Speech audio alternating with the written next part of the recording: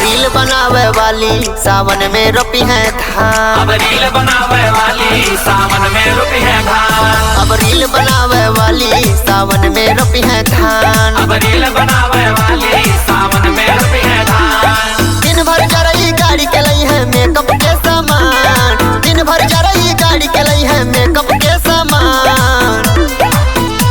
हाई video बनावे वाली सावन में रोपी है धान। अब रील बनावे वाली सावन में रोपी है धान। हाँ रील बनावे वाली सावन में रोपी है धान। अब रील बनावे वाली सावन में रोपी है धान।